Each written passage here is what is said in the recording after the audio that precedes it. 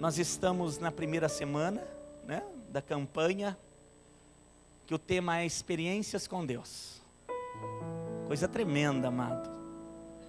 Experiências com Deus. Você vai ver que conhecimento é diferente de experiência. Alguém pode conhecer, alguém pode ter se assentado à mesa e ainda assim decidido não viver experiências com Ele. Eu tenho ouvido muitas pessoas às vezes dizer: pastor, mas aquele ali é conhecedor da palavra. Você sabe que isso não significa muito, né, querido? Conhecer, até os demônios conhecem. E eu não estou fazendo analogia de pessoas e demônios, eu sei a diferença. Mas eu estou falando para você que conhecimento não é experiência. Certa feita eu fui num casamento, num outro estado. E nós chegamos lá e após o casamento teve lá uma recepção. E o noivo já veio apresentar um amigo dele há muito tempo. Eu não sei te dizer, querido, onde eles se conheceram, mas aparentemente eles se conheceram num bar, porque ambos estavam muito bêbados. E o noivo dizia assim: pastor, ele é conhecedor da palavra. Os dois bêbados dizendo para mim no meio da festa que eles eram muito conhecedores da palavra. E eu não sabia o que dizer, porque eu falei: tá, nessa pingaiada aí, dizendo que é conhecedor da palavra. Querido, as pessoas podem até conhecer, mas o que Deus quer de nós é a experiência. O Senhor quer levar a sua igreja para experiências profundas. Por isso eu faço um apelo: não seja um ouvidor, não seja um conhecedor. Se a pessoa tiver, querido, capacidade, humanamente falando, de ler, de guardar as informações, talvez ela vai poder expressar melhor do que nós uma leitura, uma passagem pela Bíblia. Ela pode contar uma história da Bíblia com mais facilidade do que nós. Mas eu penso que a igreja, a noiva, é aquela que reconhece Jesus olhando nos olhos. Eu penso que a noiva é aquela que reconhece Jesus olhando nos olhos. E sem que saia uma só palavra da boca dele, nós já sabemos: é o Mestre, é o Senhor. Eu estou falando, querido, que Deus está te convidando a experiências profundas. Você crê nisso?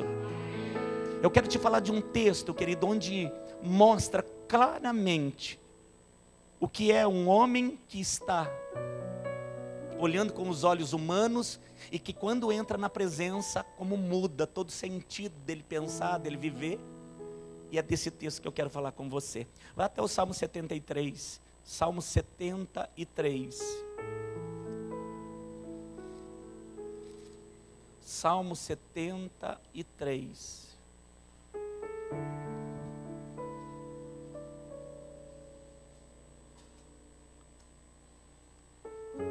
A presença de Deus muda tudo, viu, amado? Você crê nisso? Mais do que conhecimento, nesses dias o Espírito Santo quer te levar para experiências profundas com Deus. Me leve e leve esta igreja, papai, em nome de Jesus. O Salmo 73, você encontrou?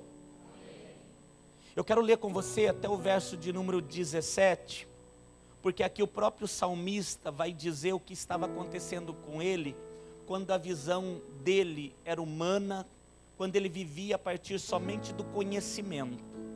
O que estava acontecendo com ele? Diz assim o texto: verdadeiramente bom é Deus para com Israel e para com os limpos de coração. Você crê nisso, querido? Quanto a mim, ele vai dizer dele: os meus pés quase que se desviaram. Faltou muito pouco para que eu escorregasse os meus passos. E ele diz o porquê que ele quase caiu.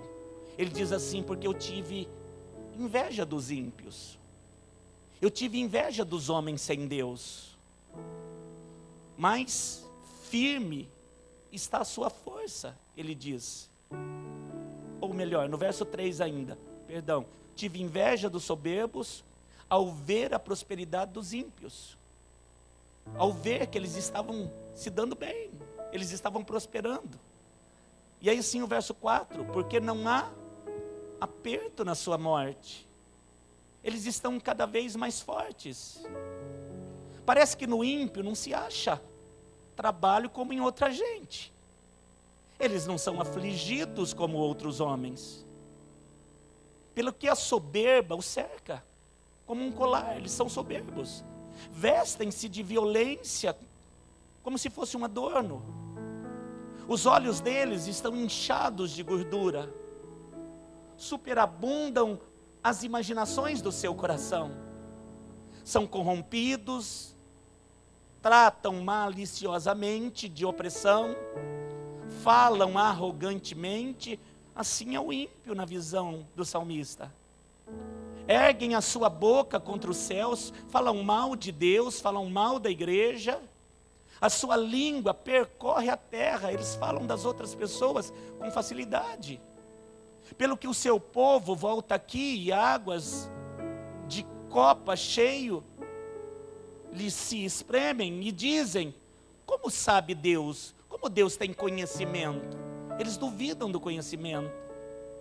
Há conhecimento no Altíssimo? Eles chegam a perguntar. Eis que eles são ímpios e todavia estão sempre em segurança. Como pode Deus? E ainda eles aumentam a sua riqueza. Na verdade, que em vão eu tenho purificado o meu coração. Parece que não valeu nada eu me converter, eu aceitar Jesus, eu deixar as coisas do mundo. O ímpio continua prosperando mais do que eu, ele está dizendo. Eu lavei as minhas mãos na inocência, parece que não adiantou. Pois todo dia eu estou sendo afligido, castigado, a cada manhã, é luta todo dia. Ele está fazendo uma comparação, querido, parece que o ímpio, distante de Deus, está prosperando mais do que eu, que decidi servir. Se eu dissesse, também falaria assim, eis que ofenderia a geração dos meus filhos. Mas no verso 17, no verso 16 ele diz assim: quando eu pensava em compreender tudo, quando eu olhava tudo isso e comentava a respeito dessas coisas, e tentei compreender por que eu que aceitei o Senhor, que limpei as minhas mãos, que abandonei o velho homem, não prospero, estou cheio de luta, a Bíblia diz que ele ficou sobremodo perturbado. Você acredita que tem crente perturbado, querido? Tem, viu, amado? Tem. Eles não se decidiram entre ficar olhando o mundo e correrem para o Senhor. Há uma divisão. Mas o verso 17 diz que esse salmista tomou uma decisão. Até que eu entrei no santuário de Deus, então eu entendi o fim de todos eles. Até que eu entrei no santuário de Deus e eu entendi o fim de todos eles. Depois dessa entrada eu vou ler com você o restante do Salmo 73, mas até aqui, para que você possa compreender. Amém, querido? Vamos orar. Deus Todo-Poderoso, obrigado por esta palavra. Obrigado porque esse salmo ele fala demais ao nosso coração. Aliás, o Senhor é tão poderoso que nos guia por caminhos que parecem ser estreitos, por caminhos difíceis, por vales. Mas eu creio, papai, é o lugar mais seguro da terra, o lugar onde o Senhor está. Por isso nos guie mesmo, papai. Importa é passar com o Senhor do que passar num campo plano sem a tua presença. Nós te amamos, nós te amamos e nós te amamos, e por isso nós queremos ouvir a tua voz. Fale conosco, bondoso Deus, nós te pedimos em nome de Jesus, e todo que crê diga amém. Amém, queridos? Um instante da sua atenção, querida igreja. Nós passamos durante 7 semanas falando de encontros extraordinários, e nós falamos, querido, de encontros que aconteceram principalmente após Jesus ter ressuscitado. Eu não sei se você se lembra da campanha passada, mas nós relatamos aqui vários encontros que Jesus teve com homens e mulheres que estavam ainda se lembrando da sexta, a sexta de dor, o dia em que Jesus morreu na cruz, e eles não conseguiam entrar no descanso do sábado. Você se lembra disso? Mas quando eles reconheceram de verdade que Jesus estava vivo, ressurreto, eles passaram a então experimentar o descanso do sábado e a viver a vitória do domingo. Eu penso que essa verdade não mudou, viu, querido? Enquanto você não descansar, a vitória não virá. Diga para o teu irmão: enquanto você não descansar, a vitória não vem. Amém, queridos? Porque Hebreus diz, querido, que nós que somos os homens e mulheres da fé, a igreja, são os que caminham em fé, eles têm uma certeza dentro deles, que embora eles não vejam, embora eles não tocam, eles têm a convicção: eu verei e eu tocarei. Amém, queridos? Mas eu não estou vendo nada, pastor. Mas vem. Eu não estou vendo nenhuma nuvem sequer. Vai lá de novo, moço, olha, porque a chuva vai vir, em nome de Jesus. Eu penso que é um tempo maravilhoso sobre a sua vida, querido. Mas você precisa colocar o teu coração nesse lugar de descanso. Antes de ver a vitória, você precisa descansar.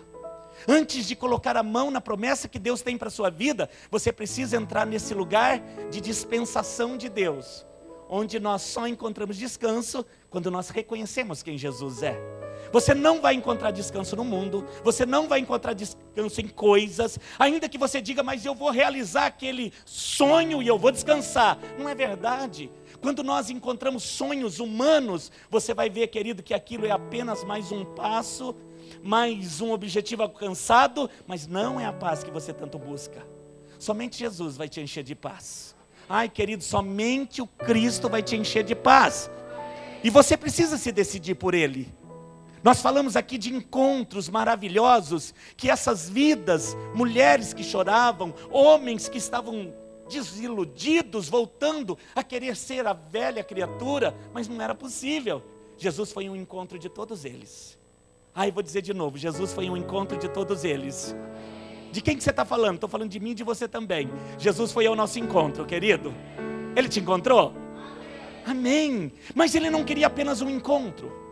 Ele não queria fazer parte apenas daquele caminho de Emaús. Ele não queria fazer parte apenas daquela pescaria dos discípulos. Ele não queria apenas servir um café da manhã para o Pedro. Mas Ele quer fazer parte da nossa história, da nossa vida. Aliás, Ele é o melhor da nossa história.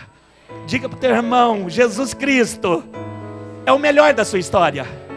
Amém, queridos? Se alguém te perguntar o que tem de tão especial na tua história: Jesus.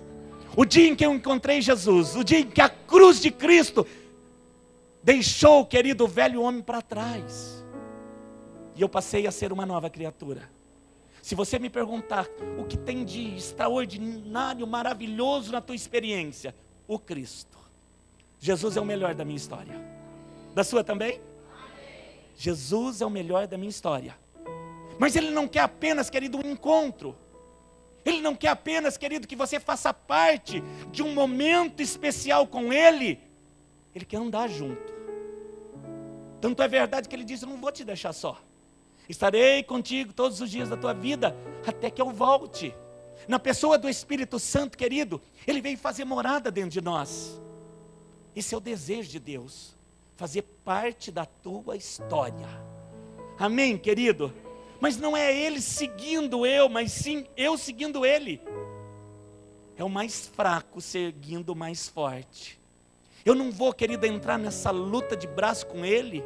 Eu não vou ficar dizendo: mas eu sei de uma coisa mais do que você. Não, eu sou totalmente independente dEle. Nessa história, querido, eu sou escravo dEle. Eu sou dependente dEle. O que Ele falar para mim fazer é o que eu vou fazer. O que Ele disser que eu devo imitar é o que eu vou imitar. Onde Ele entrar, ou melhor, se Ele estivesse aqui, onde Ele estivesse entrando é onde eu vou entrar também. As palavras dEle é o que eu vou dizer também. Imitar Jesus, se parecer com Ele. Como é que nós vamos adquirir as mesmas palavras, o mesmo pensamento, as mesmas atitudes? Convivendo com Ele. Nós estamos um passo à frente daquilo que nós vivemos ontem. Ontem foi um encontro. Hoje, querido, é uma experiência. Ontem foi um encontro, hoje Ele veio falar com você de experiência, de um discipulado, de um aprendizado, de algo, querido, que Ele vai te mostrar como fazer. Coisa linda. Ele vai te mostrar como fazer. Ele vai te mostrar qual é a saída. Ele vai te mostrar, querido, como derrubar esse gigante. Ele vai te mostrar, querido, como atravessar por esse deserto. Ele vai ser o teu guia, igreja bendita. É uma convivência, querido, que nós temos com Ele que vai garantindo vitória para a nossa vida e vai trazendo experiências a ponto de eu crer de verdade nele. Nós temos várias pessoas aí fora que conhecem, que até aceitaram Jesus, que durante um tempo leram a Bíblia, mas elas estão lá no mundo. Porque talvez num momento de crise, como a do salmista, elas resolveram abandonar tudo porque elas ficaram inconformadas. Assim como o salmista está dizendo, de ver que aquilo que elas fizeram não mudou a vida delas. Aliás, querido, existem muitas pessoas entendendo o evangelho como troca, como recompensa de um esforço. E elas acham que esse esforço são esforços da experiência vivida delas. Eu deixei, por isso eu vou ter. Eu abandonei tudo e por isso eu vou ter. Eu abri mão de muitas coisas e por isso eu vou ter. Esse não é o evangelho que nós pregamos. E nem é o evangelho de Cristo. A Bíblia diz que por amor a Ele, eu o seguirei. Por compreender que Ele arrancou de mim a morte que estava selando o meu destino, porque eu vou morar no céu. Você também, querido? Que preço tem o céu? Ai, querido, não tem preço. Que preço tem o céu se você tem certeza da sua salvação? Se eu não posso pagar, então eu disse para ele, eu sou eternamente devedor e eu me torno seu escravo. Eu me torno seu servo. Então não é uma questão de troca, de ter para poder fazer, de ter para poder seguir, de ver que as minhas coisas prosperam mais do que o ímpio. Aliás, querido, Deus não tem prazer que o ímpio se perca. Assim como Ele te deu a oportunidade, Ele também está dando oportunidade para o ímpio. Pensa naquele homem arrogante em Deus. Pensa naquelas pessoas em Deus. Elas vão se tornar bênção como você. Amém, querido? É por isso que nós não devemos, querido, ter esse sentimento que o salmista está dizendo. Eu olhei para eles e eles prosperam. Eu olhei para eles, eles falam até mal de Deus e nada acontece. Eu sei que há momentos, querido, que às vezes quando falam mal do teu Deus, você até pede uma chuva de pedra, não pede não? É, querido. Quando falam mal do teu Deus, você olha, ai Deus, manda pedra. Mas o tempo da pedra acabou. Nós estamos vivendo um período de graça. Assim como Ele foi paciente com você, Ele está sendo paciente com aquela criatura, não, com aquela vida. Olha o que eu falei, querido. Ele está sendo paciente com aquela vida. Não é assim? Às vezes você nem diz o nome, né? Ai, aquele traste, aquela criatura falou mal de novo do meu Senhor. Então, vamos orar, querido. Não vamos olhar para o ímpio, querido, como o salmista diz que ele estava olhando. No caso aqui, ele está olhando de fato a prosperidade de um ímpio ou de vários ímpios que andavam distante de Deus. Que chegavam a zombar, pegando um copo d'água e dizendo, tem conhecimento o Altíssimo? Ele sabe de como surgem as águas. Ainda hoje, querido, há homens que zombam da palavra de Deus. E ainda assim, humanamente falando, às vezes prosperam. O salmista diz que ficou olhando, observando, e quando ele olhou para ele, que recompensa eu estou tendo? Pastor, abandonei tudo. Abandonei balada, abandonei os vícios, estou vindo na igreja todo culto. Você sabe que um homem uma vez me procurou aqui na frente. Ele disse, pastor, eu quero saber o que está acontecendo. Sério? Ele falou para mim. Eu falei, pode falar, querido, o que está acontecendo? Se eu souber, eu vou te responder. Ele falou, estou vindo todo culto. Faz uns 3 meses que eu venho nessa igreja. Venho no culto de oração, venho no culto de campanha, venho no culto de domingo. E a minha vida continua a mesma coisa. Me explica. Ele veio bravo. Deu vontade de falar para ele, quem sabe o coração é duro, vai precisar uns 30 anos, não 3 meses. Mas não vou falar isso para ele, né, querido? Eu falo, espere em Deus, vamos orar. E eu orei de verdade. Mas as pessoas, elas pensam que por ter atitude, a recompensa está no outro dia acenando para elas. Querido, se eu te disser que eu aceitei Jesus com 17 anos, eu tenho 46. E tem promessa de Deus que Ele fez e ainda não se cumpriu. E nem por isso eu estou dizendo, Ele mentiu. Eu vou viver. Eu vou viver. Eu já contei aqui algumas vezes, querido, eu estava numa turbulência num avião indo para Belo Horizonte, e aquele avião cheio da turbulência, eu falei, Deus amado, e segurava, e o banco ia para lá, para cá, e eu falava, é hoje, vou morrer, já vou mandar uma mensagem para Jerusa. Até que o Espírito Santo soprou e falou assim, não, mas sabe aquela promessa? E eu falei, sei. Então, ainda não se cumpriu. É mesmo. Eu não vou morrer. Não se cumpriu. Então minha morte não é aqui, meu fim não é aqui. A turbulência passou. Se tem promessa que Deus fez, querido, e você tem certeza que vai viver, não é o diabo que vai impedir. Não é o diabo que vai impedir, viu, Pati? Não é.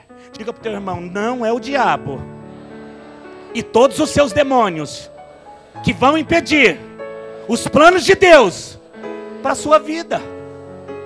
Aleluia. Aleluia.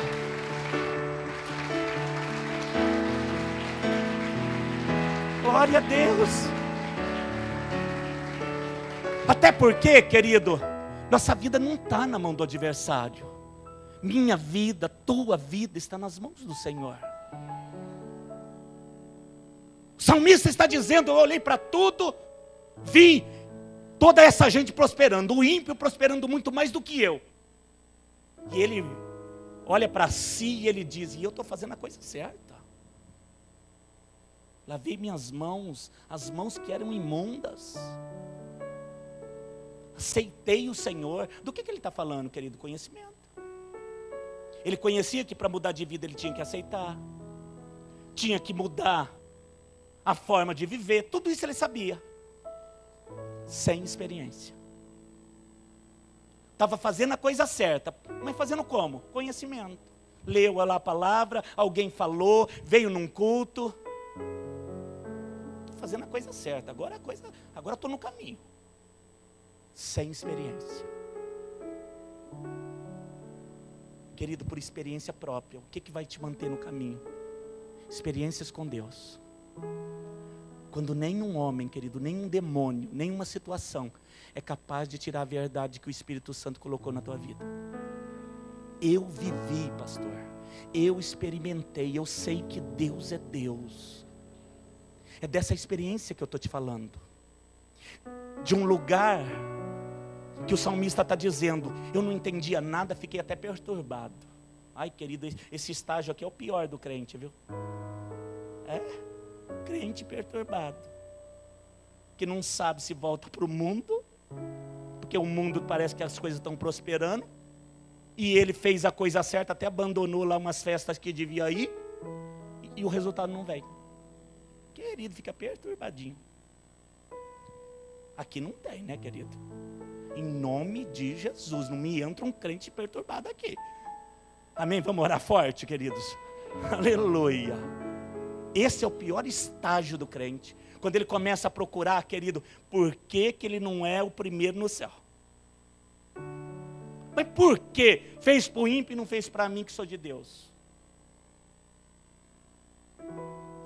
Você sabe que o ímpio não tem conhecimento, né, querido? Por isso que ele fala essas besteiras todas. Mas você serve e serva, falando também a mesma besteira, mas trocado, aí não convém. Essas palavras, querido, elas precisam ser diferentes. E quando é que elas se tornam diferentes? Quando nós entramos na presença. Você vai ver aqui no texto. Até o verso 16, o salmista diz que ele, de tudo que ele estava olhando, e ele mesmo diz, olha como isso é poderoso e verdadeiro, eu quase caí. Quase que os meus pés se desviaram. Mas por quê? Ele mesmo diz, eu fiquei olhando o que o ímpio fazia, e fiquei desgostoso. Não concordei, chorei, reclamei, a ponto de ficar perturbado. Até que eu entrei no santuário do Senhor. Ah, esse lugar é maravilhoso. Até que eu entrei no santuário de Deus, e então eu entendi, querido, mais do que eu estava vendo, mais do conhecimento. Deus me mostrou o fim daquele que serve e o fim daquele que não serve. Aí o Senhor, quando eu entrei lá, Ele conhecendo o meu coração, Ele me mostrou o fim daquele que tem mãos limpas, que aceitaram Jesus de verdade, e daqueles que vivem na riqueza, dizendo: Deus, não preciso de ti.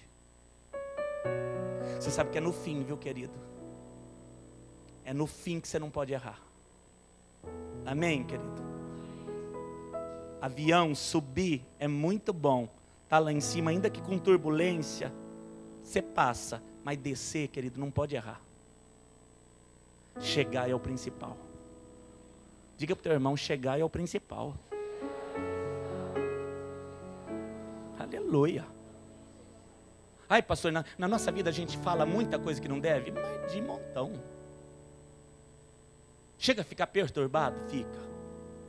Fica, querido. Tem crente perturbado, sim. Mas eu estou orando, querido, para que isso passe da tua vida. Essa fase vai passar. Amém, querido? Diga para o teu irmão, mas diz com delicadeza: essa fase vai passar, viu, querido? Aleluia. Essa fase passa. Que fase de ficar olhando as coisas, de ficar olhando o mundo, de ficar olhando o ímpio, de ficar achando que precisa receber algo de Deus por fazer. Isso passa. O que Ele quer de nós então? Que você entre na presença. Aí, o que eu vou ter que fazer? Ficar em paz. Descansar. Fica na minha presença, filho. Descansa. Ó, deixa eu te mostrar como vai ser. E Ele vai revelando. Verso 18. Ele entrou no santuário, então entendi o fim deles.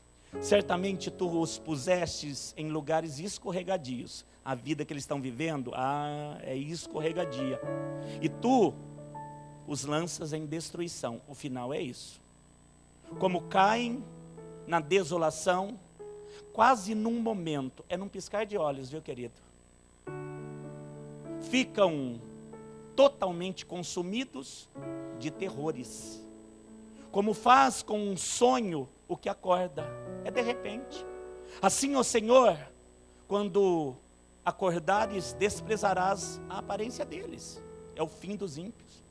Assim o meu coração se azedou, sinto até picadas nos meus rins, ao ver o final deles.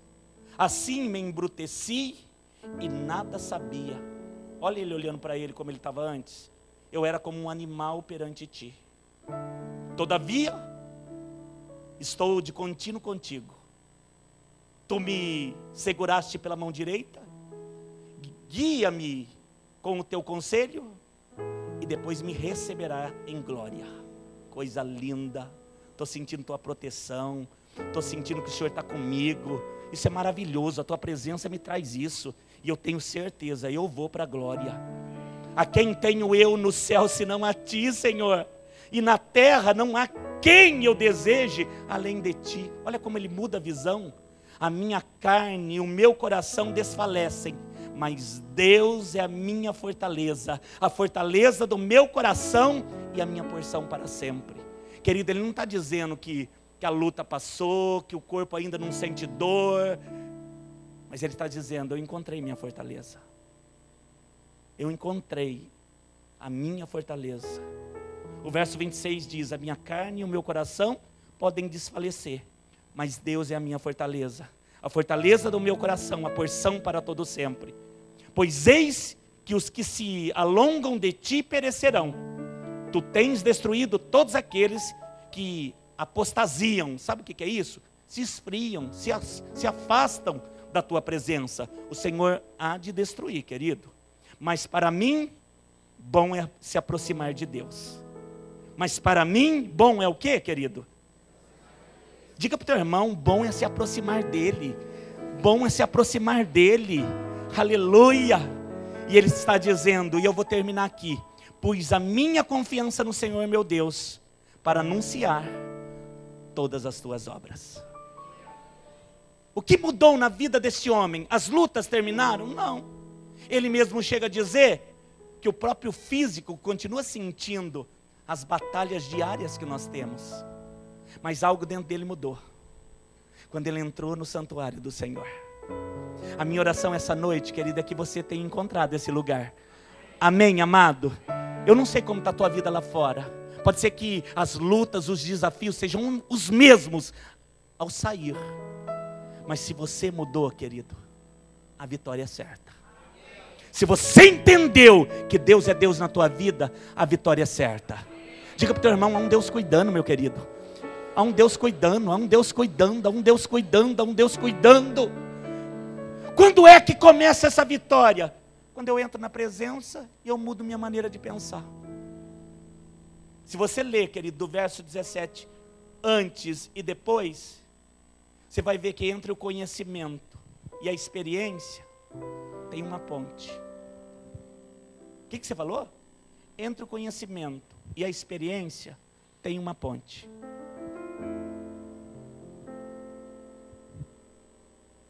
E olha, querido, que é quase uma fortaleza ali no meio para você passar. Não é fácil sair do conhecimento para a experiência. É quase uma fronteira, querido, de um país e outro, de um estado e outro. Do que você está falando? Conhecimento e experiência. Diga conhecimento e experiência. Você sabe que conhecimento até o ímpio pode ter. Conhecimento até o ímpio é capaz de ter. Se tiver facilidade de aprender, então, ele ouve algo, ele entra lá na internet, ele lê a Bíblia. Conhecimento, às vezes o ímpio tem mais do que o servo. Mas a igreja que vai subir, querido, e que vai resistir para subir, é a que vive as experiências. Estou te convidando a passar esse lugar. Sair do conhecimento. O salmista chamou de santuário do Altíssimo. Até que eu entrei na presença dele. Ministrando os guardiões ontem, os homens que estiveram lá, Deus nos levou para um lugar de descanso. Haviam muitos homens cansados, inclusive eu. E o Senhor nos disse que além de todo cansaço físico, de responsabilidade, de decisão, de preocupação, de tudo aquilo que às vezes nós deixamos o mundo nos trazer, existem guerras espirituais acontecendo todo dia. Horários específicos que os demônios trabalham. Seta que assola ao meio-dia, potestades do ar, demônios da escuridão. Você sabe, querido, que tem vida que não dorme de preocupação. Elas dormem de um lado, acordam, dormem de outro, acordam, e quando elas veem já é dia de novo. Por que isso, pastor? Porque o diabo está interessado em tirar o teu descanso, te encher de preocupação. As lutas são grandes humanamente falando, mas são enormes espiritualmente falando. Todos os dias elas estão lá, de dia, de noite e de dia. Pastor, quem é que vence se o inimigo não dá trégua? A presença. Para mim e para você não tem outro lugar, viu, querido? Pastor, você tem encontrado às vezes o crente abatido, desanimado? Tem, alguns às vezes você encontra. Mas eu insisto em dizer, a igreja da presença, ela descansa até que ele venha. Ai, pastor, mas vai ser uma guerra até ele voltar, né? Não, eu e você vamos descansar. Porque ele diz, eu luto as tuas guerras. Eu luto as tuas guerras. É que você tem hora que você pega a espada lá da mão dele e diz, não, agora é comigo. Agora eu resolvo. Agora eu tomo a decisão. eu sei como fazer. E ele, maravilhoso como ele é, delicado, sensível, ele diz: tá, filho, então vai lá, mas daqui a pouco você vai voltar, porque você não dá conta sem mim. Sem mim, nada podeis fazer. Pastor, então eu posso dizer para ele lutar as minhas guerras? Deve. Você não vai ter nem que lutar. Mas para isso, vai ter que descansar. Comecei dizendo para você, para viver o domingo, vai ter que esquecer a sexta, descansando no sábado. Amém, meu querido? Ah, mas e o mundo vizinho? Entra no santuário, querido. De verdade, você vai parar de falar de pessoas. Se você fizer do santuário o lugar onde você habita, você vai deixar de olhar para pessoas. Ah, eu saí daquela igreja, mas lá tem um povo. Então, de experiência não viveu nada, porque olhou para o povo. Aí lá tem um pastor que eu não gostei dele, não devia olhar para mim. De experiência, querido, nós não vivemos nada para anunciar esse tipo de coisa. O salmista diz: eu quase caí enquanto eu fiquei observando pessoas.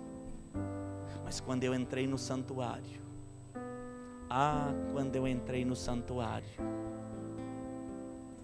meu coração se voltou para o Senhor.